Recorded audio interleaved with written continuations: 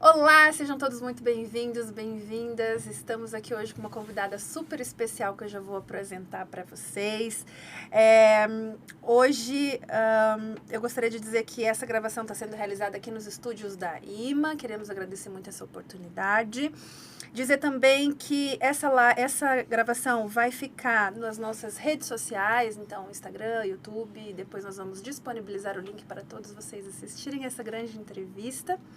Aproveito também para agradecer a líder do nosso colegiado, Denise Ferreira, que é uma querida, que sempre nos apoia, tudo que a gente precisa, maravilhosa, competente, super ativista. Então, dê um beijo para você, muito obrigada. Meu nome é Luana Dreger, eu sou líder do Comitê de Refugiados Migrantes aqui do Grupo Mulheres do Brasil Campinas. Trabalho com PNL, Programação Neurolinguística, e tenho um projeto social voltado para mulheres em situação de vulnerabilidade. Aqui ao meu lado, nós temos a Valéria. Valéria? Olá, muito prazer. Obrigada, doutora Terezinha, por estar aqui com a gente. Antes eu vou me apresentar, meu nome é Valéria Lopes. Eu sou líder do combate de violência contra mulheres, do Mulheres do Brasil. Sou também psicanalista, analista comportamental, e é um prazer, mais uma vez, receber essa mulher aqui com a gente hoje, que contribuiu demais com a nossa cidade aqui de Campinas, com as políticas públicas para mulheres. E aí eu gostaria que você se apresentasse, falasse um pouco dessa trajetória maravilhosa, de como chegamos até aqui hoje. Obrigada, Luana. Obrigada, Valéria. Quero agradecer a todas as mulheres do Grupo Mulheres do Brasil, em nome da Denise, dizer que realmente ela faz a diferença na condução desse grupo aqui em Campinas. Então, me sinto muito honrada de estar entre vocês. Já estive em outras oportunidades, em debates que vocês me convidaram, e é sempre um canal que me atrai muito, porque o Grupo de Mulheres do Brasil não se trata apenas de mulheres empoderadas ou de empoderamento de mulheres, mas de mulheres ponderadas. Isso faz toda a diferença, né? Então, saber avaliar as circunstâncias, tirar dos extremos o ideal, é um exercício muito difícil, para mulheres ainda mais. Então, vejo aí entre vocês, vejo no Grupo Mulheres do Brasil, um grupo de mulheres ponderadas. Obrigada. Doutora. Obrigada, doutora Terezinha, isso mesmo. Bom, vamos falar um pouquinho dessa mulher maravilhosa que está aqui com a gente hoje, a doutora Terezinha de Carvalho, mineira, que aos 12 anos estreou seu primeiro programa de rádio. Nova, muito nova. Criança. Uma criança, e aos 19 já ingressava na Polícia Civil como escrivã. Em 86, tornou-se delegada de polícia na cidade de Montemor, onde fez fama como a xerife de Sais. Eu vou querer saber disso, eu vou querer saber dessa história. Eu já fiquei sabendo de algumas histórias e fiquei encantada. A gente vai ter que entender o que é isso aqui. Em 88, assumiu a primeira delegacia de defesa da mulher em Campinas, onde ficou até os anos 2000. Aposentou-se quando se elegeu vereadora, inclusive como a mulher mais votada da história até aquele tempo. Incrível. Criadora do SEAMO e de mais 106 leis, incluindo leis de proteção ambiental, proteção animal e, claro, proteção à mulher. Não se reelegeu vereadora, afastou-se da política, mas em 2016 ela volta como assessora na Secretaria de Segurança Pública do município de Campinas, onde criou o Gama, Guarda Amiga da Mulher, e o Teatro Maria da Penha. Vamos falar sobre isso depois também. Delegada Terezinha é mãe, avó, esposa, professora, palestrante e apresentadora do programa Delegada Terezinha e Você. Uau! Pela Rádio Sindical FM. A sua presença aqui hoje para nós é uma honra, um privilégio, doutora Terezinha. Uma inspiração, seja muito bem-vinda. Vamos começar. Eu quero começar falando que um dos motivos da gente estar aqui hoje é a comemoração dos 35 anos da primeira delegacia da mulher de Campinas, né? E a doutora Terezinha foi a primeira delegada dessa delegacia que veio para contribuir com nós mulheres, né, em todos os sentidos. E a minha primeira pergunta é que a doutora contasse um pouco de como começou essa carreira, como você foi convidada, porque a gente está falando de uns 35 anos atrás, né? 35 anos é quando a doutora assumiu de fato a delegacia, mas tem muito mais histórias lá. Então, a gente está falando aí de uns 40 anos no mínimo, né? No mínimo. Até chegar, de fato, a ser a titular da delegacia. Então, assim, contasse um pouco dessa história, dessa trajetória, como chegou esse convite para uma mulher assumir uma delegacia de polícia aqui em Campinas. Uau, eu chego a ficar arrepiada só de falar. Bom, né, eu fui escrivã de polícia durante muito tempo. Quando eu terminei a faculdade de Direito, já casada com 3 filhos, eu fiz concurso para delegada. Passei logo no primeiro concurso, porque como já trabalhava na polícia, era muito estudiosa. Aliás, né, casada, 3 filhos, marido, gato, cachorro, planta. Ufa. Estudava no ônibus, porque eu viajava quase 2 horas para poder fazer faculdade. Então, eu estudava indo e voltando. Então, eu era sempre uma aluna, assim, já morava em Campinas e fazia faculdade em outra cidade, era Nessa isso? época, eu estava morando em Rio Claro, Tá. onde meu marido assumiu como delegado de trânsito. Ok. E eu fui ser escrivã-chefe da Delegacia Seccional de Polícia de Rio Claro. Ah. E a faculdade era em Piracicaba. Nossa. Né? Aliás, eu comecei a faculdade, eu morava em Espírito Santo do Pinhal. Tá. E quando meu marido foi transferido para Rio Claro, eu tive que ir na mais próxima que tinha, né? Então, eu ia de Rio Claro a Piracicaba, todos os dias num ônibus, depois do expediente, pegava aquela estrada que é conhecida como Estrada da Morte, né? E ia, fazia minhas aulas, voltava, chegava em casa de madrugada, tinha filho dormindo de um lado, mamadeira jogada, alguns com xixi, punha todo mundo, o marido dormia junto com as crianças, e aí eu colocava todos, cada um no seu quarto, ia descansar, dormia uma média de 5 horas por noite. Mas eu tinha um objetivo, né? Eu queria fazer o curso de Direito para ser delegada. E eu passei no primeiro concurso, e assumi, a minha primeira delegacia foi em Montemor. Daí que vem que a Luana falou o xerife de Saia. Então, Tá. vamos, Bora lá saber eu tô curiosa xerife de sobre Saia. vamos voltar no tempo, né? Quase não tinham mulheres delegadas de polícia. Eram pouquíssimas e as poucas que existiam, elas trabalhavam em delegacias, a maioria em departamentos na capital. Tá. Mas assim, de rua, operacional ou titular de um município, ainda era muito raro você ver alguém. Porque era um período que nós, as mulheres, começávamos a ser aceitas como delegadas de polícia. Porque nem nos concursos as mulheres eram aprovadas para serem policiais. Sempre houve uma tal cota, né? X% de mulheres, como ainda é hoje a política, né? X% de mulheres. A gente abre a porta para elas, mas não muito, não escancara. É um pouquinho. E aí eu passei nesse concurso e me ofereceram o lugar mais perto que eu poderia ir para morar em Campinas, porque meu marido já estava vindo de volta para Campinas. Foi Montemor, que é uma cidade pequena, onde tem toda a origem do meu livro, eu conto toda essa fase. E onde eu fiquei conhecida como xerife de Saia, porque nem filmes de ficção a gente tinha muitos com mulheres. Veja como a realidade era diferente. É verdade. Não é? Faz sentido. A gente tinha uma personagem, assim, de ficção, que era a Kate Mahoney. Sim, Kate eu Mahoney. lembro. Eu queria muito ser a Kate Mahoney. É verdade. Então, e aí o meu apelido ficou sendo Kate Mahoney lá na cidade, porque eu era muito atuante, muito dura. E assim, fiz segurança pública mesmo, era jovem ainda, tinha 32 anos. E aí você chega numa cidade, primeira vez que eles veem um delegado de saias, que leva até o título do meu livro. E aí você chega de salto alto, toda arrumada, revólver na cintura, algema, dando ordem. Eu comandava homens lá, né? Só homens. E fiz um trabalho todo de combate à criminalidade. E nesse período aconteceu que eu me separei. Porque meu marido começou a me ver muito fora de casa, né? E toda noite tinha prisão em flagrante, tinha diligência. E aí ele chegou, assim, preocupado com essa exposição, porque eu arriscava muito a vida, né? E eu conto essas histórias, inclusive, tiroteios e muitas situações difíceis que eu passei enquanto policial operacional que eu era. E aí ele chegou, a sua profissão ou eu? Né?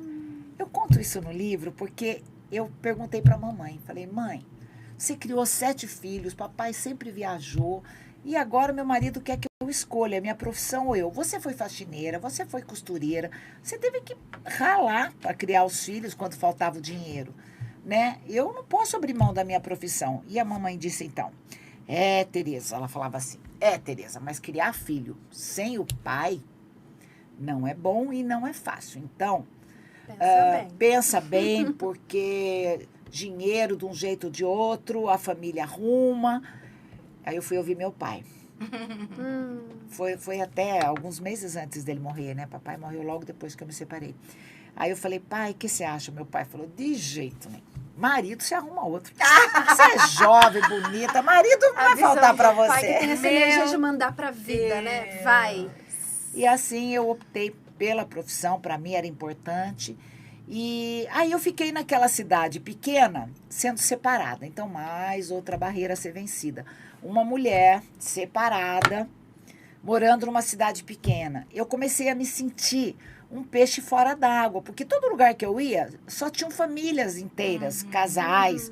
Então, Dia dos Pais, Dia das Mães, eventos na escola. E aí, uma mulher com muita autoridade na cidade, naquela época nem juiz de direito tinha lá, era em Capivari que tinha o fórum, né? Então, era eu, o prefeito e o padre.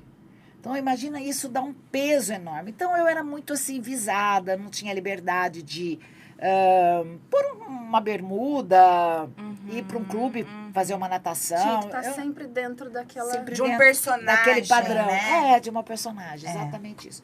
Aí me ofereceram para vir para ser a primeira delegada da mulher de Campinas. E eu sempre fui machista. Eu achava que, assim, porque eu nunca apanhei, eu nunca me curvei a homem nenhum. Meu pai era um gentleman comigo, não sofri violência por parte de pai, irmãos, nada disso. Então, não tinha esse histórico de violência doméstica. Então, eu dizia, olha, não é o que eu quero, mas se para ir para Campinas e poder criar meus filhos, passar despercebida, eu vou. E eu aceitei ser, então, a delegada da mulher. Como coincidiu com o período de separação, que é sempre muito tenso, hoje eu teria sofrido violência psicológica, eu diria a vocês, né? Que na época não tinha... Hoje se dá nome às coisas, né? Hoje tem... Antigamente você nem sabia que estava passando por aqui. E até hoje muitas mulheres nem percebem, né? Foi aí que eu aceitei, então, ser a delegada da mulher, mas eu me encantei com o trabalho, porque, diferentemente de como ocorre hoje, o contato da delegada com as mulheres era direto. Então, eu ouvia delas mesmas as histórias. E aí eu fui trazendo para a Delegacia da Mulher, isso foi uma inovação que nós trouxemos, primeira iniciativa no Brasil inteiro, né? Nós tínhamos poucas delegacias da mulher nessa época, menos de 20, mas espalhado pelo Brasil.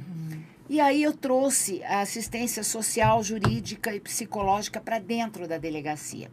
E comecei a trabalhar a figura do agressor. E como naquela época as mulheres podiam decidir por levar o processo adiante ou não, eu tinha um tempo, e essas profissionais extraordinárias, elas tinham um tempo para trabalhar esse agressor. Então, a gente mais reconstruía as famílias do que elas se separavam, né? E esse trabalho acabou sendo copiado por muitas delegacias, e hoje nós já estamos em outra fase da violência doméstica. Mas eu comecei lá atrás. Quando eu vim para cá, as próprias mulheres falavam, essa delegacia não vai para adiante, a mulherada gosta de apanhar, por que você defende mulher? Então, as próprias mulheres não se ajudavam. Mas a gente foi mostrando que não era bem assim. E aí, no final dos meses, os números, né, das ocorrências foram descortinando, né, tirando a fumaça que escondia essa violência que estava ainda entre 4 paredes, né? E a gente, então, veio Fiquei 12 anos à frente da Delegacia da Mulher. Saí de lá antes mesmo da Lei Maria da Penha. Mas vi várias modificações, porque nesse período que eu estava lá, nós tínhamos que atuar com o Código Penal de 1940. Então, era praticamente impossível prender um homem por violência contra a mulher. Muito menos por violência psicológica, que ninguém nem falava disso, né? Então eu ia perguntar exatamente isso. Como era a situação da violência contra a mulher antes da DDM?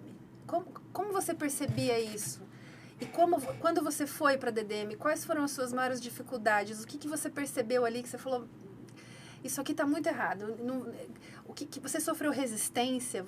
Até de você mesma em relação ao que você via, das outras pessoas? Como foi essa construção e o que você percebe do antes para o momento em que você vai para uma delegacia especializada em mulheres, para mulheres? Bom, antes das delegacias da mulher, a gente tratava a violência doméstica como briga de casal. Os boletins de ocorrência, em geral, eram escritos desinteligência. E é tão incrível que, às vezes, a gente tinha lesões graves, né? Tínhamos lesões graves, como, por exemplo, uma fratura de braço. Mas tinha a cultura de briga de marido e mulher, ninguém mete a colher, né? E a própria polícia não se sentia autorizada a interferir naquela relação. Então, o que acontecia? Em geral, outra realidade, os homens bebiam. Nós não tínhamos usuários de drogas como temos hoje. Então, os homens, no final de semana, bebiam, agrediam suas mulheres, e aí o caso ia para a delegacia, a gente dava o tal chá de banco.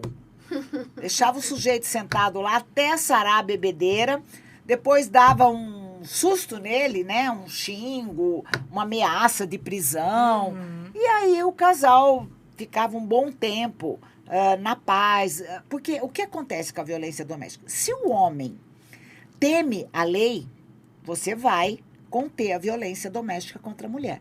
Se aquele homem estiver desestruturado a ponto de achar que ninguém tem o direito de interferir na vida dele, ele vai até as últimas consequências. Com polícia ou sem polícia, ele vai matar essa mulher. E a gente tem visto isso hoje. As estatísticas estão aí. Então, depois, quando eu vim para Campinas e eu passei a trabalhar com equipes multidisciplinares, veja, eu estava numa cidade com muitas universidades. Então, a gente tinha a Unicamp, a PUC, e eu comecei a abrir espaço para os estagiários. Por incrível que pareça, até para outras funções. Por exemplo, relações públicas. Né? Eu aprendi com o pessoal de relações públicas da PUC que você tem que ter um quadro de aviso para o público externo, para o público interno. E foi maravilhoso o trabalho, porque eles também aceitaram o desafio de fazer um estágio numa empresa pública. Que vocês sabem que o cobertor é curto, né? E aí as assistentes sociais ajudavam muito. A Nadir Torquato, já falecida, ela tinha muita facilidade em conversar com o casal. E a gente sentia, e sinto até hoje, que estes casais querem ser ouvidos. E eu não sei se hoje o fato de só a palavra da mulher ter o peso suficiente para tirar um homem de casa ou para fazer uma ocorrência, não sei se é o suficiente para a gente trabalhar aquela violência, porque o dia seguinte de uma denúncia também tem que ser uma preocupação de todas nós, não só da delegada. Eu, como delegada, a delegada nem pensa nisso, né? Não compete à delegada também saber se a hora que a mulher sai da delegacia, se ela tem para onde ir, onde morar, com quem vai ficar. Isso não é um trabalho da polícia. A polícia vai instaurar o inquérito policial, vai investigar, ouvir as partes, encaminhar para o juiz. Mas é por isso que as redes de atendimento precisariam funcionar nos mesmos horários e dias que as delegacias da mulher. Então, a minha grande crítica é que nós oferecemos uma rede de apoio que à noite, feriado, fins de semana, não funciona. Em geral, essa rede de apoio está ligada ao CRAS. O CRAS é um órgão de assistência social que cuida de pessoas vulneráveis, desde o usuário de drogas, o idoso, a pessoa com deficiência. E a mulher, a violência contra a mulher, ela foge desse padrão de assistencialismo, né? Família é base de qualquer sociedade. Então, não há como tratar a violência contra a mulher sem pensar no contexto familiar. Tá, pegando esse gancho, doutora, falando sobre essa conscientização que a gente tem hoje sobre a violência de gênero, né? Que vai além. Sim. Essa questão também da palavra da mulher. Quais as mudanças que a doutora consegue visualizar, né? Dessa conscientização, dessa violência de gênero lá no início de tudo, hoje, quais as contribuições ou pontuações que a doutora pode trazer para o nosso debate hoje sobre isso? Olha, o que me preocupa são as ocorrências de feminicídio. Tá. Nunca as mulheres tiveram tanto suporte legal e técnico, porque hoje nós temos programas sociais de auxílio à mulher, como o auxílio aluguel, não é verdade? Como a prioridade nas políticas públicas, acesso à casa própria, uma vaga em creche, a remoção do trabalho em questões de violência, a proteção da sua dignidade sexual, patrimonial, moral, como é o caso da violência psicológica, mas nunca elas morreram tanto. Nossa, e tá só aumentando, né? Só aumentando. Ou seja, os direitos, as políticas públicas crescem, ganhamos visualidade, né? Importância, visibilidade, né? Porém os números também aumentam. É isso. A gravidade da violência aumentou, né? Porque dificilmente eu tenho a experiência como delegado. O pessoal, a primeira pergunta que me fazem é assim, mas não é porque agora aparece mais, tem rede. Não é por isso. Porque, como policial, toda vez que há um crime de morte, aquele fato chega nas estatísticas. Ele é reportado, não tem como. Então, eu fiz um levantamento de assassinatos de mulheres. Na época, tinha um jornal em Campinas, chamava Diário do Povo. E eles lembra? Então, entregando minha idade. Eles fizeram um levantamento durante 2 anos da morte de mulheres. E nós vimos o quê? Que das 8 mulheres assassinadas, a grande maioria eram por outras razões que não eram violência doméstica. Tá. Mas talvez o preconceito, o ódio contra as mulheres, que também hoje é uma das causas do feminicídio, né? Quando a mulher morre pelo fato de ser mulher e não porque teve ou tem um relacionamento, ou porque o agressor é um parente ou alguém com quem ela se relacionou ou se relaciona. Então, naquela época, nós tínhamos vingança, questões de tráfico, assaltos, questões assim de ódio, vingança, porque aquela mulher era a vizinha que ninguém gostava, alguma coisa assim. Mas a gente não tinha essa violência doméstica no sentido do pai dos filhos da mulher matar a mãe dos seus filhos. Isso para os homens sempre foi visto como sagrado. E hoje a gente não vê dessa forma. Os homens não se importam mais em matar as mães dos seus filhos. Tanto é verdade que muitas ocorrências, eles matam as mulheres na frente dos filhos. Isso meu Deus. Né? E uma coisa que também me preocupa, todo agressor sempre teve muito medo da polícia. Então, quando um homem chegava ao extremo de matar a sua ex-esposa, ou por ciúmes, ou porque ela terminou o casamento por alguma razão, ele sempre se matava logo depois. Era muito comum o feminicídio ser seguido de suicídio. Uhum. Ultimamente, nós temos visto o sujeito pegar o celular, sentar na calçada e chamar a polícia. Nós tivemos um caso aqui em Campinas, vocês vão se lembrar, que o sujeito, a mulher estava querendo separar dele, ela tinha uma filhinha com ele de 3 anos. Estava querendo separar-se dele, porque ele não trabalhava, porque ele usava drogas, enfim, o casamento acabou e ela morava no fundo da casa da mãe. E começou a pressionar para ele ir embora. Um belo dia ele chegou em casa, estavam as 3 mulheres, a criança, a sogra e a esposa, e ele e o cachorro da casa. Ele começou matando a filhinha de 3 anos a facadas. Depois ele matou a sogra a facadas. E essa mulher, a esposa, ela foi levada para o fundo da casa, sabendo que as duas agonizavam, morrendo, e foi mantida a noite toda sobre tortura e foi assassinada pela manhã, quando então ele matou o cachorro também. Esse sujeito pegou o telefone e sentou na calçada. Ele mesmo ligou para a polícia e falou: eu matei minha filha, matei minha mulher e minha sogra. Pode vir me prender. Meu Deus.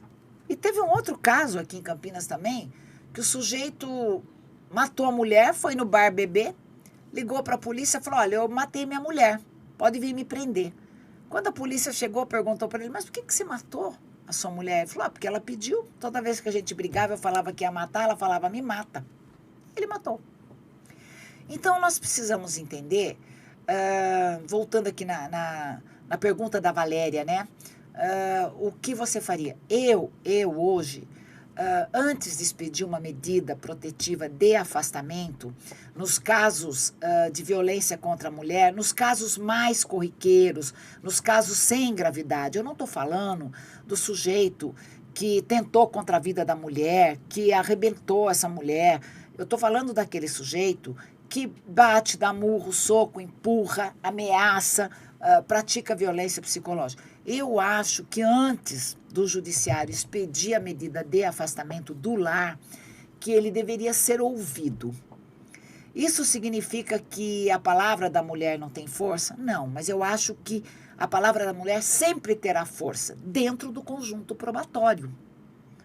Porque se a gente partir do princípio que quando há uma contenda, a gente já tem definido que por ser do sexo feminino ela já é vítima, né? Nós estamos trabalhando a família de uma forma muito individualista, porque cada vez mais nós vamos produzir famílias onde pais não convivam, né? Uhum. Nós temos já mais de 50% das famílias brasileiras já são chefiadas por mulheres. Então, eu acho que uma audiência de custódia, se vai manter preso ou não, ótimo. Mas o juiz dar ao homem a oportunidade dele sair da casa poderia ser uma medida menos traumática, né? Porque, veja bem, o que é a casa para qualquer pessoa? O que é a toca para um bicho? Né? É tudo que ele tem. É um lar conflituoso, ele é agressivo, ele está usando drogas, ele tá enciumado, ele está bebendo muito. Então, nós temos problemas que causam a violência. Então, nós temos que trabalhar essas causas da violência. São problemas estruturais, né? Estruturais que a família precisaria de ajuda. Então, eu hoje modificaria apenas isso. O senhor sabe que se as agressões continuarem, que o senhor vai ter que deixar o seu lar, é diferente de você pôr uma viatura na porta, falar: o senhor faz a mala que o senhor vai sair daqui, né? Porque é como se você estivesse tirando o bicho da toca pelo rabo, né? Nem sei o que está acontecendo, porque vamos imaginar, né? Você é psicanalista, o casal discute, briga a vida inteira, 20 anos. Um belo dia, o homem é retirado dessa casa e ele vai se perguntar: nossa, mas o que foi diferente dessa vez, né? Quando, na verdade, o que faltou foi um apoio a essa família para que aquela família ou se reestruturasse em outras bases. Por que não fazer como no Canadá, por exemplo, que há balcões de empregos para homens em situação de violência doméstica, que ele pode voltar ao mercado de trabalho e trabalhar? Porque quando você tira do homem a possibilidade de ajudar no custeio da família, você tira dele algo que foi ensinado para ele a vida inteira, que era obrigação dele. Que justamente, né? Aquilo é que o fazia homem. Exato. Né? Eu sustento a minha família. Uhum. Claro que a sociedade mudou. Hoje é completamente diferente. Hoje uma família, inclusive, tem mais custo, né? Com a mulher trabalhando fora do que se a mulher não trabalhasse. Você pensa bem, às vezes a mulher sai 12 horas por dia da sua casa para ganhar um salário mínimo. Uhum. E aí a educação dos filhos é transferida muitas vezes para uma creche com a criança ainda nova, quando ela poderia, se tivesse um apoio. Por exemplo, países de primeiro mundo dão suporte financeiro para as mães que não têm trabalho, para elas ficarem nos primeiros meses e anos de vida com o filho. Porque isso é mágico, né? Poder Sim. cuidar do filho é um privilégio que pouquíssimas mulheres têm hoje em dia, né? Então, eu acho que o que a gente vende, assim, a solução para a violência, mas o dia seguinte, a mulher muitas vezes está sem rumo. E aí, o que acontece? Vai atrás do homem de novo. Aí pede para ele ajudar a pagar as contas, porque ela não consegue dar conta dos compromissos que os dois dividiam. É muito mais humilhante. Então, eu acho que a sociedade tem que cuidar das famílias. E olha, tem uma lei bastante recente, que é a Lei Henri Borel, Do menininho, né? É uma lei sim. que em qualquer momento eu gostaria de falar sobre ela com você também, porque é como se fosse a Maria da Penha para criança e adolescente até 14 anos de idade. Sim. Tá? Aproveitando que a senhora tocou nessa questão da Maria da Penha, a Maria da Penha foi um marco muito importante na nossa legislação, enfim, e na questão da proteção contra a mulher, para a mulher, né, contra a violência. Eu queria que a senhora falasse um pouquinho sobre a sua percepção em relação à Lei Maria da Penha. Ela trouxe realmente alguma mudança? Em que sentido? Como que a senhora enxerga essa transformação a partir do momento em que a gente teve a possibilidade de ter essa lei e de ela estar vigente agora já, né, 17 anos? Olha, essa lei, ela é um marco, né, mundial. Eu nem diria que a Lei Maria da Penha é um marco apenas a nível de Brasil. A Lei Maria da Penha já sofreu dezenas de alterações.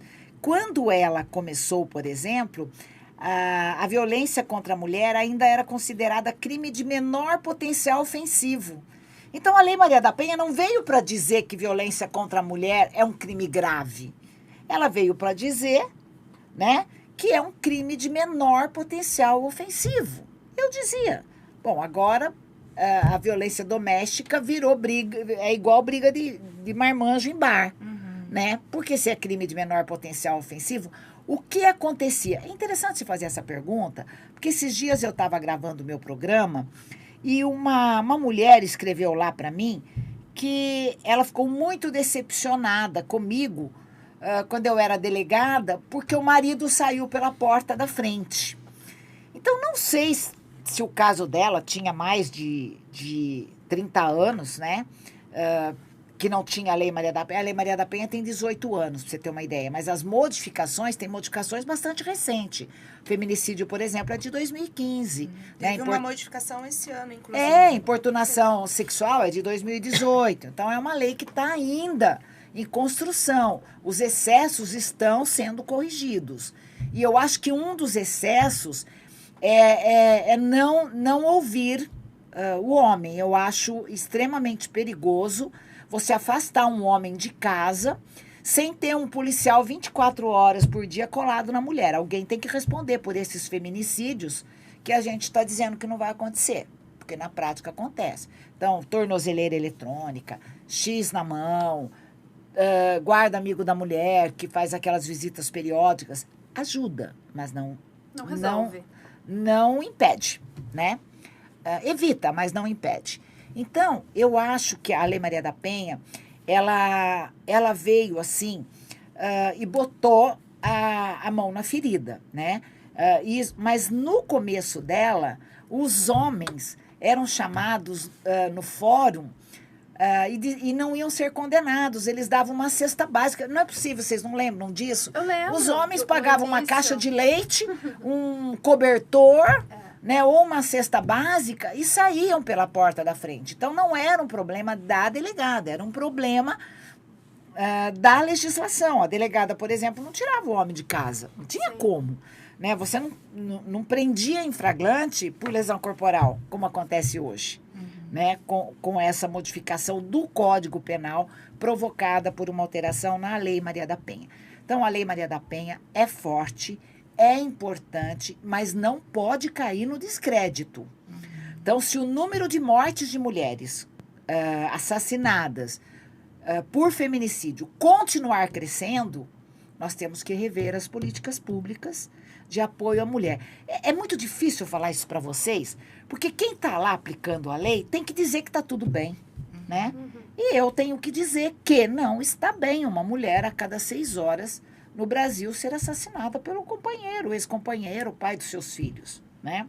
A gente não estava nem falando da morte de mulheres por outros crimes. Eu estou falando só por feminicídio.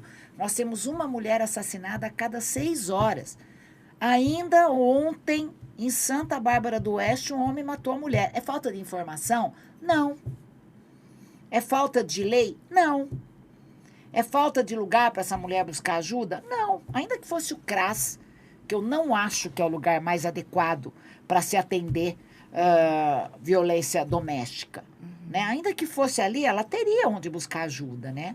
Então, a gente precisa ver, primeiro, a Lei Maria da Penha como um marco na mudança de comportamento social, que ainda não aconteceu. Os homens ainda matam por machismo. Mas machismo parece ser uma palavra sagrada que você não pode falar, né? Porque os homens se sentem muito ofendidos quando você diz que ele é machista. Né? Talvez ele se sinta menos ofendido do que você falar, por exemplo, que ele é um homossexual. Né? Talvez ele leve na piada. Mas quando você fala machista, ele sabe que isso não é bom, mas ele não sabe que ele é. E ele é, e muitas vezes a culpa nem é dele. Por isso que em 2009, Luana, eu ainda, em 2008, o último ano que eu fui vereadora, eu ainda deixei uma lei plantada lá, que é a criação dos centros de reabilitação do agressor, que hoje já existe um trabalho pequenininho, que não ajuda muito em Campinas, mas que trata o agressor depois que ele já está respondendo o processo. Aí eu acho que não adianta. Sim, aí já foi. Entendeu?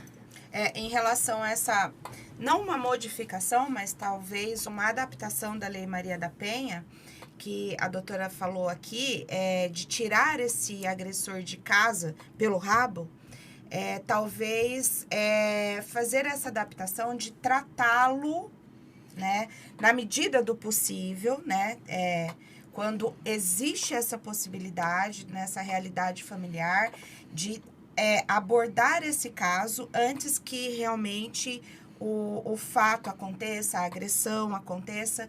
É um trabalhar da família para que não chegue nesse extremo, né? E aí, acho que a doutora está se referindo ao CERAV, né? Exato. Que começa aqui a ser trabalhado na cidade depois que já tem a medida protetiva. Exatamente. Que assim, não que a gente vai invalidar esse trabalho, não. Ele até funciona para alguns. Exatamente. Sim. Mas trabalhar esse agressor antes que chegue nessa situação, nessa condição. E aí eu queria que a senhora falasse também um pouco pra gente, pensando em Lei Maria da Penha, violência de gênero, o contexto familiar. Como que o contexto, a realidade familiar hoje mudou, trouxe para a sociedade essa nova compreensão do que é a violência doméstica, do que é a violência de gênero. Esse contexto familiar contribui de alguma forma essas mudanças para essa realidade que a gente está vivendo? Olha, a sociedade mudou muito.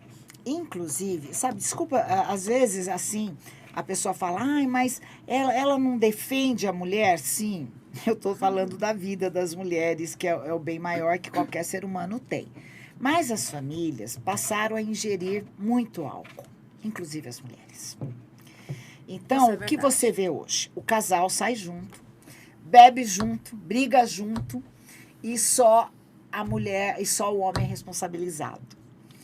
Então, olhando por esse aspecto, a gente pensa assim, não seria interessante ouvir as duas partes, né, antes de expedir a medida? Porque uma coisa é você falar para o homem, olha, a partir de amanhã o senhor está fora de casa. Outra coisa é você falar, olha, se essa violência continuar, o senhor vai ser retirado da sua casa. Porque, veja bem, é muito difícil tirar o ser humano da casa dele. Ninguém está vendo o quanto é drástica essa medida. Mas a violência contra a mulher não é drástica? É drástica. Mas a mulher não é só ela. A mulher que o marido sai de casa, no dia seguinte ela tem que levar os filhos para a escola e muitas vezes a notícia saiu nas redes sociais que o pai daquela criança foi preso. Será que aquela criança vai sofrer bullying na escola? Será que aquela criança vai ter a mesma formação que teria se os pais se entendessem em vez de partir para uma medida tão drástica? Porque separar é normal. Eu acho que amor é exemplo. Quando perde o amor, perde o respeito, o casal não pode ficar junto, porque você não tem como educar filhos dizendo que ama quando os dois estão se pegando, batendo um no outro.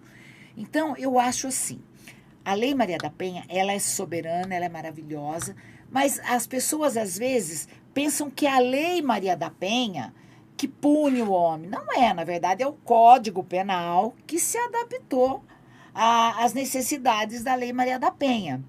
Então, eu acho que, assim como no passado tinha uma audiência para você afastar o homem do lar, eu acho que hoje esse homem precisaria ser ouvido. E o juiz vai avaliar, porque se o sujeito mostrar na frente do juiz que ele não cede, que ele não tem limites e que ele não respeita a lei, o juiz pode decretar a saída imediata. Não é esse o problema. Sim. Agora, o grande problema são as mortes de mulheres e, por alguma razão, o ódio contra as mulheres está aumentando. Então, isso é muito sério e nós temos que pensar nisso, porque cada mulher assassinada gera uma média de 3 órfãos para o Estado cuidar, para os familiares cuidar, para mim, para você e para todos nós que fazemos parte da sociedade. Então, nós estamos criando uma geração de órfãos do feminicídio. É uma verdadeira pandemia. Isso precisa ser contido e nós não encontramos ainda a vacina para a pandemia. Só fazer leis, endurecer a lei, não vai ajudar. Nós precisamos trabalhar a violência doméstica dentro do contexto familiar, inclusive envolvendo pastores, juízes, padrinhos. O que era um padrinho de casamento no passado? Sim. Hoje em dia já se perdeu, né? Não, o padrinho de hoje, casamento, padrinho da criança. A gente tem outra percepção. Eu fico pensando aqui, delegada, enquanto a senhora falava, que existe também, eu não sei se vocês têm essa percepção hoje, mas eu sinto que aumentou muito o número de homens agressores jovens. Eu tenho visto, pode reparar, se você vê no noticiário, não é mais aquele senhor lá dos seus 50, 40 anos. São os caras novos, meninos, jovens, de 25, 30 anos, absolutamente agressivos, absolutamente machistas. Agora com essa onda de red pill que se instaurou, eu não sei de onde que isso surge, meu Deus do céu, que a mulher é colocada como um valor de mercado agora, criou-se e cria-se cada vez mais uma coisa tão esquisita, um movimento tão esdrúxulo em relação às mulheres, onde os homens se colocam num lugar tão acima.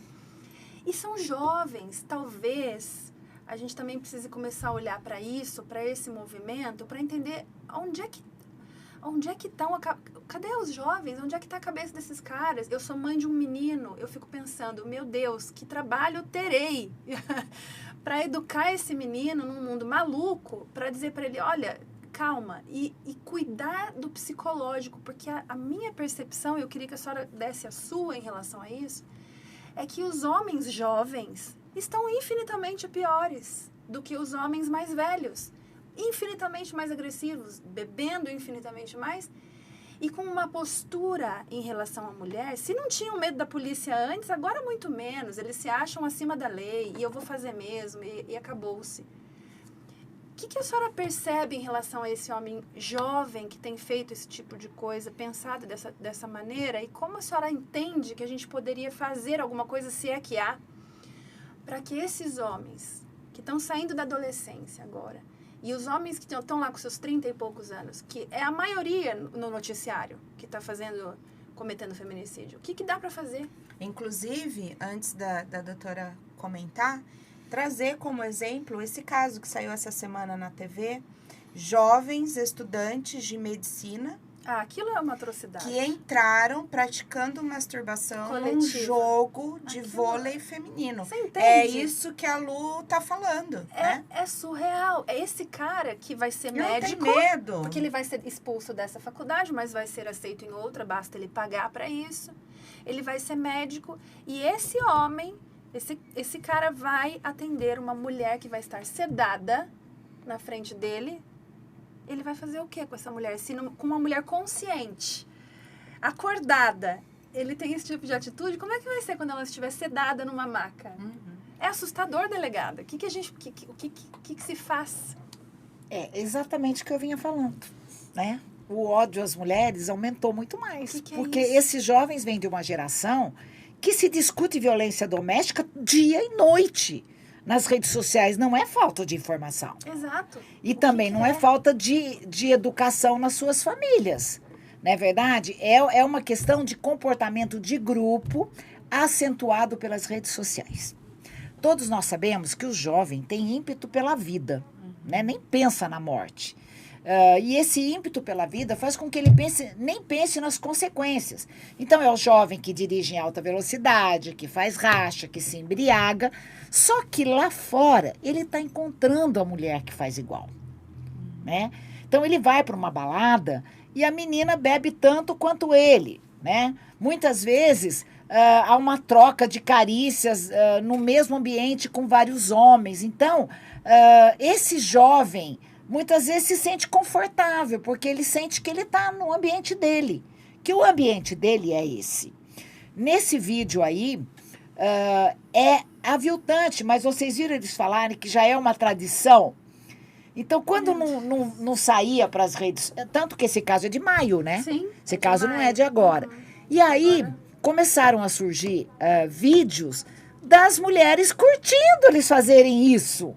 Bebendo no mesmo ambiente, sentadas na torcida enquanto eles corriam. Então, se coloca no lugar do jovem. É a questão de ouvir os dois lados da história. Né? Neste caso, inclusive, vai ser muito difícil caracterizar, e aí é o perigo da lei, de interpretar a lei sempre a favor da mulher, menosprezando a outra parte, porque isso gera uma onda de incompreensão, de ódio, de raiva, né? Sim. Porque os homens deveriam ver as nossas conquistas como avanços, mas eles veem como retrocesso, porque de repente eles veem mulheres com comportamento muito agressivos, que viola também o conceito dele do que é a mulher, porque o homem avalia a mulher, nós estamos falando aqui num ambiente que nós temos aqui até o pai de uma menina, né?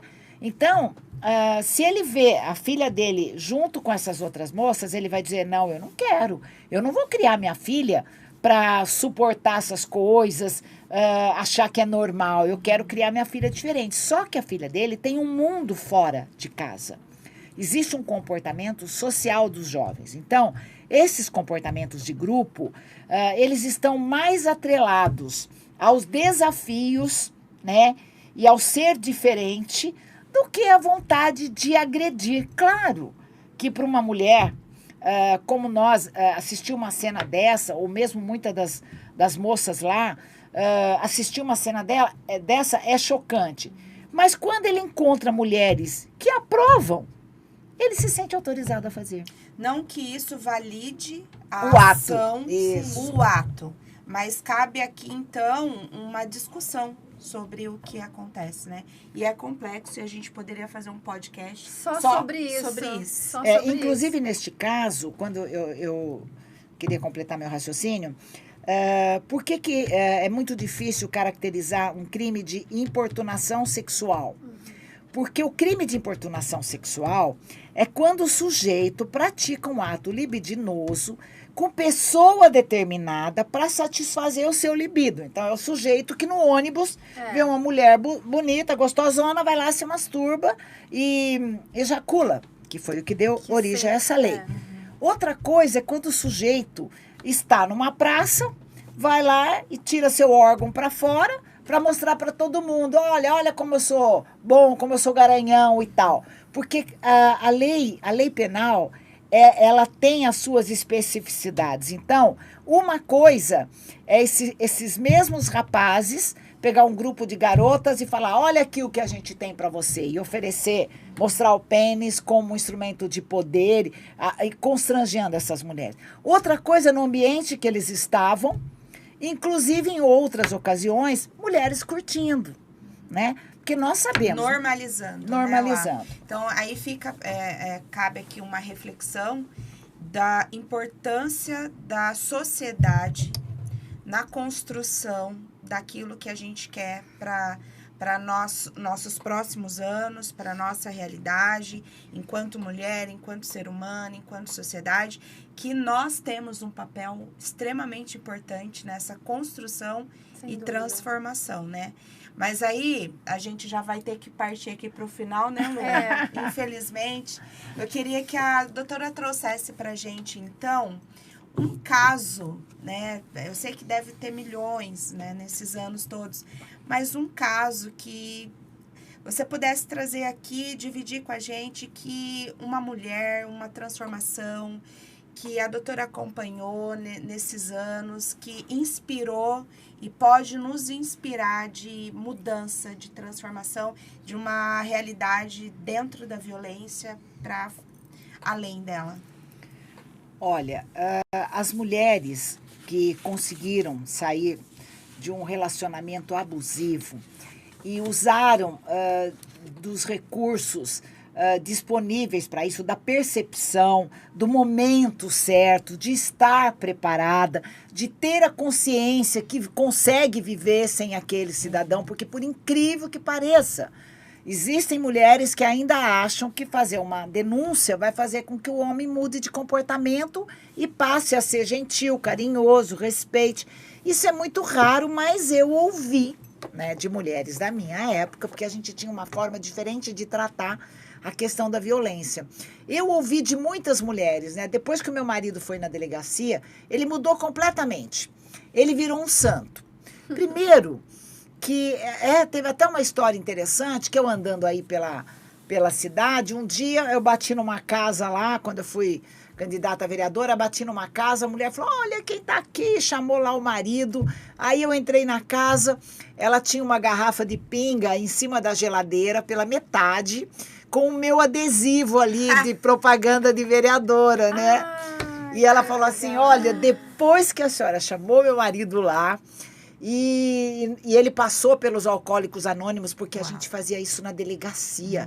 Gente, eu quase fui processada por intimar os homens, obrigando eles a passar pelos Alcoólicos Anônimos dentro da delegacia, porque isso é um constrangimento ilegal. Eu não podia chegar tanto, mas eu sabia que funcionava. E também trabalhar essas mulheres de alcoólatras, né? O Al-Anon trabalha as esposas, as mulheres. As mulheres tinham mais resiliência para tentar reestruturar a sua família. Hoje, nós vendemos para ela a ideia de que a felicidade dela está na denúncia, né? Quando muitas vezes não acontece, porque ela se percebe ainda gostando daquele homem. Então, isso é muito complicado. Mas teve um caso de uma mulher, esse é um dos casos, né? Que ela falou, olha, eu nunca vou tirar a sua foto da garrafa de pinga, porque cada vez que ele for lá pegar a pinga para beber, ele vai lembrar. Vai lembrar. E aí, tem muitas histórias na cidade que eu escalpelava os homens. E até para desmoralizar o trabalho, porque é uma mulher também chamando a atenção do homem, então dizia, ela bate na cara de homem. Essas coisas absurdas, né, que não aconteciam. Uma coisa é certa, eu sempre fui durona, então não dá para dizer que eu tratava homem a pão de ló. Não, muito pelo contrário. Né? Eu sempre tratei os homens agressores, suspeitos como agressores. Agora, no âmbito familiar, eu acho que a mulher precisa ter orientação, inclusive jurídica. Você quer ver uma coisa que acontece com frequência? A mulher mora no fundo da casa da sogra. Aí ela denuncia o filho da mulher. Você acha mesmo que aquela sogra vai ficar a favor da nora que tirou o filho dela da casa dela? Dificilmente. Muito raro, né? Então, essa mulher precisa sair daquela casa, mudar a vida para fazer uma denúncia com segurança, porque senão ela vai ter, inclusive, testemunhas contra ela. Então, veja bem, quem mora no fundo da casa da sogra tem um problema sério para fazer uma denúncia. Então, essa orientação que o SEAMO, porque o SEAMO foi a primeira lei que eu fiz, né? Quando eu fiz o SEAMO, não tinha a Lei Maria da Penha, olha que interessante. E eu queria que a mulher, antes de bater na porta da delegacia, ela soubesse quais são os direitos dela. Ah, ele vai pagar pensão? Quanto vai ser de pensão? Porque às vezes a mulher está num casamento, que o sujeito paga todas as contas, mas ela não sabe quanto ele ganha. Quando ela denuncia e a separação vai acontecer, ela percebe que ele nem tem carteira registrada. Né? Ela não guardou provas do quanto ele ganhava para pedir uma pensão equivalente ao padrão de vida que ela tinha. É muito comum. Mulheres, quando se separam, ficam na pior na questão financeira. Então, eu sempre, este caso é um dos casos que eu vi assim, e que o sujeito não precisou ir para a cadeia, que o sujeito não precisou levar uma surra, o sujeito não precisou ser retirado de casa. Então, eu acho que essa minha insistência em trabalhar o agressor antes dele ser taxado, antes dele ser indiciado, porque sabe o que acontece? A delegacia está entupida de processo. Né? A Vara da Violência Doméstica em Campinas tem milhares de casos para serem julgados. E nós vivemos num país que muitas vezes a mulher está esperando a pensão alimentícia e o homem nem é intimado para pagar a pensão porque não tem como obrigá-lo a pagar, porque ele alega, ele não quer encontrado. Então, as mulheres têm sérios problemas acoplados à violência que ela precisa estruturar. Uma psicóloga ajuda, por exemplo, porque a psicóloga pode perguntar para ela, difícil eu falar, né, psicologia, quando eu tenho aqui uma especialista, mas tipo assim, você está preparada para viver sem o amor deste homem? Não, mas ele me bate. Bom, tá bom, você não ama mais? Eu amo, mas eu não quero continuar sofrendo. Ótimo. Agora, se ela chegar para a delegacia e falar, olha, eu não sei se eu faço ocorrência, e se ele for embora? Aí ela não pode fazer ocorrência, né? Sim. Porque possivelmente ele vai embora. Sim. Delegada, nós ficaríamos aqui horas. A senhora com certeza voltará para a gente continuar. Tem muitas perguntas que a gente queria fazer, mas a gente precisa encerrar. Antes da gente encerrar, eu gostaria que a senhora deixasse uma mensagem para mulheres que hoje, agora, nesse minuto, estão sofrendo violência doméstica, psicológica, física, como seja. O que a senhora falaria para essa mulher e para as mulheres que têm interesse em entrar nesse combate contra a violência? Por favor. Olha, eu estou nas redes sociais como Delegada Terezinha Oficial, eu tenho um blog, www.delegadaterezinha.com.br, e as mulheres que quiserem auxiliar, entrar neste trabalho, eu estou à disposição. As mulheres que quiserem partir, de repente, para a política, porque é na política que você cria políticas públicas, né? Eu mesmo, se não tivesse sido vereadora, nós não teríamos aqui hoje o SEAMO, nós não teríamos o Guarda Amigo da Mulher, nós não teríamos o Teatro Maria da Penha, que a gente nem conseguiu falar ainda, que é um programa educacional, porque eu vejo que na educação tem que haver uma transformação também nessa questão. E agora, aquelas mulheres que estão sofrendo violência, eu indico num primeiro momento, se a violência não é algo assim, se é uma coisa que já está rotineira na sua vida, que você pode administrar para ter uma saída melhor daquele relacionamento, eu aconselho a procurar o SEAMO. O SEAMO tem psicóloga, tem assistente social, pode ajudar a colocar essa mulher num trabalho, num balcão de emprego. Muitas vezes pode ajudar até o marido. Se eu estivesse hoje à frente do SEAMO, eu estaria criando um balcão de emprego para os homens desestruturados, que precisam de ajuda, né? Que precisam voltar ao mercado de trabalho. Porque a mulher também sem independência financeira, apesar dela ter auxílio aluguel, o auxílio aluguel não paga todas as contas, gente. Então, assim, que a mulher invista principalmente no seu futuro, que ela faça cursos, que ela cresça profissionalmente para ela não ser economicamente dependente do homem. Esse é o primeiro ponto. O segundo ponto seria mesmo tentar lá no SEAMO uma terapia de casal, antes de uma medida. Agora, os casos mais graves, com certeza, a polícia tem que ser acionada, não há como evitar. Agora, não usem a delegacia da mulher por vingança, porque o resultado pode ser muito ruim. Sim. Eu gostaria de indicar, não conseguimos falar sobre o Teatro Maria da Penha, Sim. mas está lá nas redes sociais da delegada Terezinha. Eu super indico o livro, né? O seu livro. Fala um também pouquinho não do falamos. livro, bem rapidinho, para a gente caminhar, então, para o final. Olha, este livro, eu não quis fazer um livro voltado só para violência contra a mulher, porque hoje todo mundo escreve sobre violência contra a mulher, inclusive os homens, ou principalmente alguns homens, que veem nesse espaço um lugar onde ele pode ter votos, por exemplo. Né? Então, tem muito político que agora está ali, escrevendo. Surfando na crista da onda. Na onda, tá. exato. Então, eu escrevi um livro sobre a minha trajetória num mundo masculino. E aí eu falo... Fala o nome do livro pra gente. É Memórias de um Delegado de Saias. Eu acho o nome incrível. Nós vamos lançar agora, em breve, a 2ª edição. Vou estar convidando vocês. E as pessoas que quiserem ter acesso ao livro, podem me pedir lá pelo endereço privado, né, do Instagram, que é Delegada Terezinha Oficial, ou Delegada Terezinha também no Facebook, ou pode até pelo telefone, 99630 4400. Vou repetir, 99630 4400. E a gente pode, então, encaminhar o livro para essas pessoas. Olha, esse livro...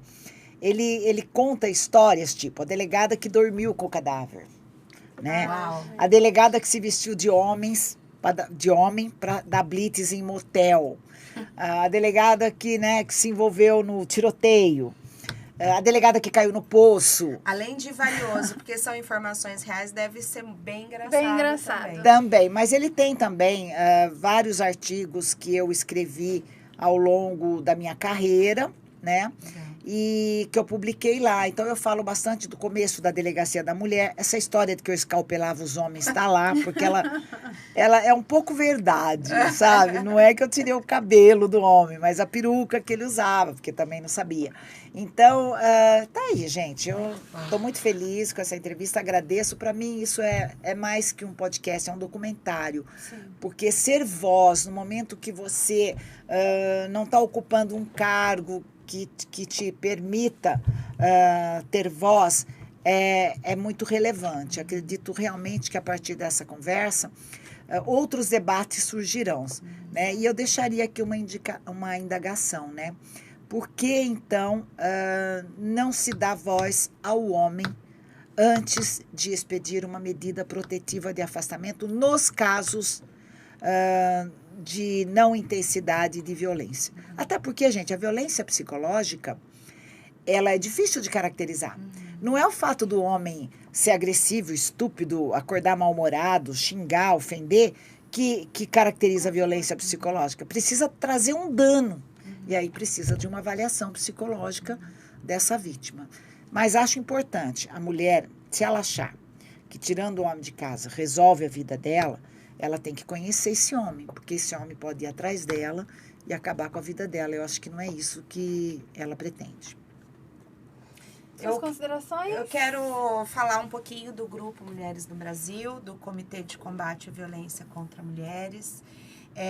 Entre no nosso Instagram, participe do nosso grupo, somos todas voluntárias, trabalhando por uma causa maior, que é levar informação para as mulheres, porque a informação é poder, né? E a gente precisa de se informar antes de qualquer ação, né? Eu queria falar um pouquinho do SEAMO, a importância. Lá, infelizmente, ainda não temos a terapia para casais, mas temos esse fortalecimento para as mulheres com 2 reuniões por semana, de manhã e à tarde. Então, para ter informações jurídicas, com assistente social, com psicóloga. Precisando também, nos procure no Grupo Mulheres do Brasil. A gente faz parte de uma rede e a gente pode indicar, orientar de alguma maneira. Se a gente não tiver esse poder, a gente busca quem tem esse poder. Mas o SEAMO, ele está acessível, a mulher Sim, deve utilizar, sim. deve. Porque à medida que ela começa a usar o serviço, ele começa a ser aperfeiçoado. Inclusive, em algum momento, funcionar 24 horas por dia, inclusive sábado e domingo, né? Isso. Então, busque a gente lá nas redes, Mulheres do Brasil, delegada Terezinha. Muito obrigada. Eu só quero agradecer, aprendi muito hoje, a gente tem sempre que aprender. Obrigada, Lu. Imagina, Obrigada, eu que agradeço. obrigada. A delegada Terezinha foi um prazer, é sempre uma aula e uma inspiração conversar com a senhora. Seja muito bem-vinda sempre. Vamos marcar outros, com certeza, porque assunto não falta. Sim, com certeza. Queria agradecer a todo mundo que vai assistir a essa entrevista. Muito obrigada. Se você é mulher e tem interesse em ingressar no Grupo Mulheres do Brasil, seja muito bem-vinda. Nos procure nas nossas redes sociais. Aqui em Campinas, nós somos o Grupo Mulheres do Brasil, @Campinas. Vocês podem deixar uma mensagem lá e sejam muito bem-vindas. Nós temos mais de 20 comitês aqui representados por mulheres muito engajadas e poderosas. E é isso. Muito obrigada e até o próximo.